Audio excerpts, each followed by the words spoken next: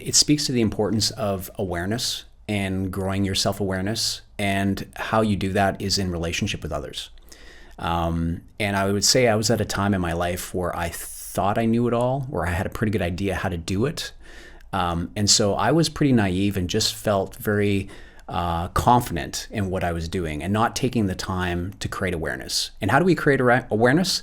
Is reflection, stopping to reflect. So what I would say is, while I may have had this sort of sense of that things were not perfect, I never took enough time to actually stop and reflect. And it wasn't until I was forced to stop that I took the time to reflect on the fact that, wow, what broke?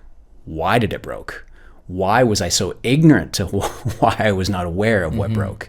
And that's ultimately what led me to the flanks of your people, your capital, and your systems. And those things have to be constantly reinvented, particularly if you're growing a company at high velocity. Well, I was just going to say, I think the speed, what you mentioned is, I didn't reflect until I had to. And so it probably was painful. We're actually talking about a lot of your painful moments in the book. No, which I love about it. It's honest. But here's the thing.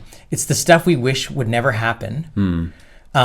But otherwise, the only time, like if we never encounter these painful things, the only time we're really reflecting, if it's not a practice and we're not stopping and nothing stops us, is on our deathbed.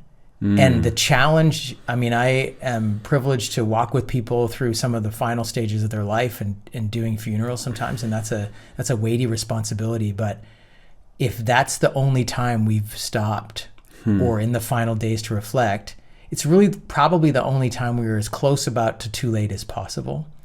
So it made me think, hey, you probably wish you didn't have some of those experiences. And so maybe it helps us be more okay with some of the forced stops that are forced upon us. Yeah. But I also think proactively, okay, do I have to wait till I get knocked down and knocked off my feet or in a hospital bed with a heart attack to actually, or my spouse says they're leaving, or bankruptcy to stop? Like, no, how do I proactively engineer some of those?